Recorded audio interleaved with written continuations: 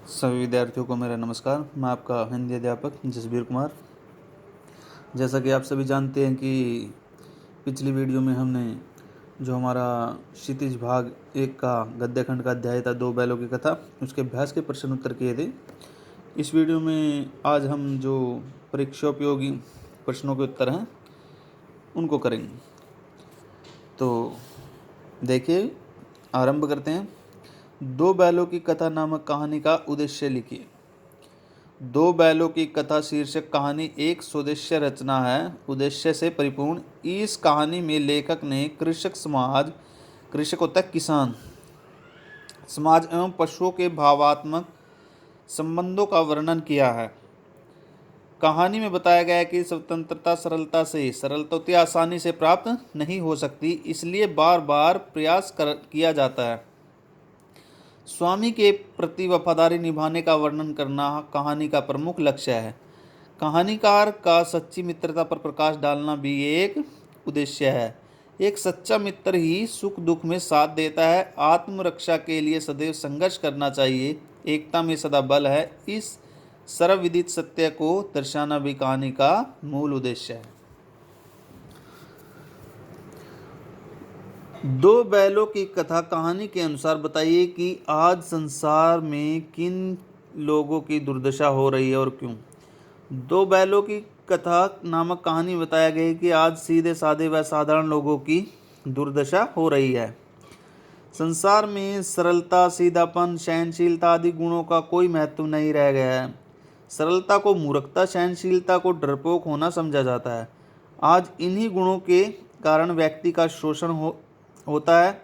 आज हर सीधे साधे व्यक्ति का शोषण किया जाता है। आज शक्तिशाली व चालाक व्यक्ति को सम्मान दिया जाता है, सभी डरते हैं। प्रस्तुत कहानी में प्रश्न उठाया गया है कि अफ्रीका व अमेरिका में भारतीयों का सम्मान क्यों नहीं है।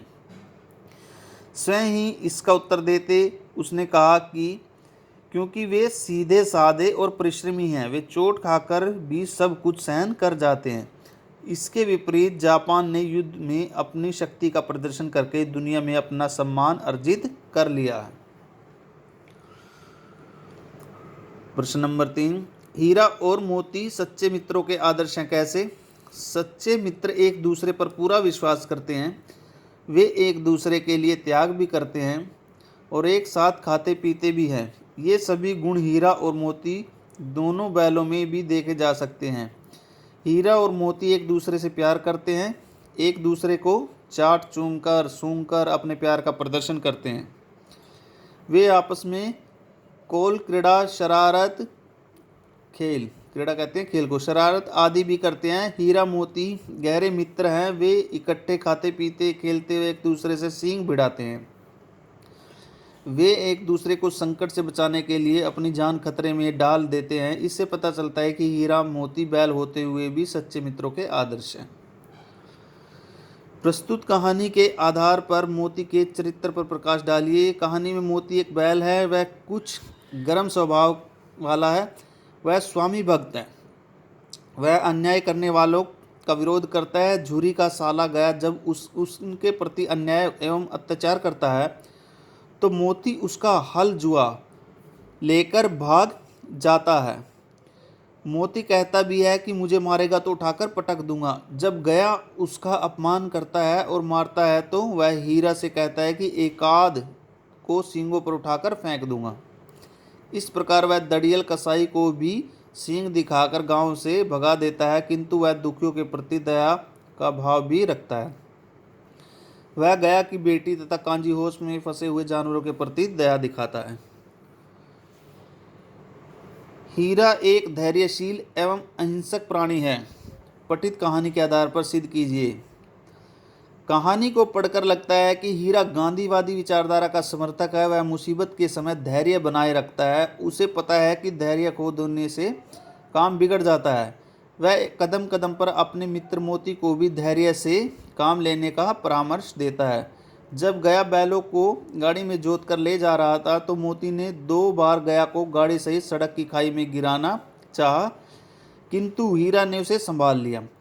इसी प्रकार जब बैलों के प्रति अन्याय करता है, उन्हें सूखा भूसा देता है तो भी मोती को गुस्सा आ जाता है और उन्हें उसे बदला लेने की बात ठान लेता है।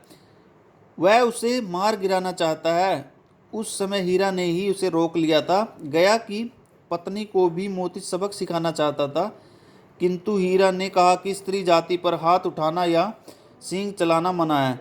यह क्यों भूल जाता है? हीरा के धैर्य की परीक्षा तो समय होती है जब कांजी होश की दीवार तोड़ता हुआ पकड़ा जाता है। उसे मोटी रस्सी में बांध दिया जाता है। वह कहता है कि जोर तो मारता ही जाऊंगा, चाहे कितने ही बंधन क्यों न पड़ जाएं। इन सब तथ्यों से पता चलता है कि हीरा एक धैर्यशील बैल था। तो अंतिम प्रश्न देखिए, सांड के साथ बैलों की टक्कर की घटना से हमें क्या उपदेश मिलता है? प्रस्तुत कहानी में बैलों द्वारा सांड को हरा देने की घटना के पीछे एक महान संदेश छिपा हुआ है। इस घटना के माध्यम से लेखक ने एकत्रित होकर शत्रु का मुकाबला करने की प्रेरणा दी है।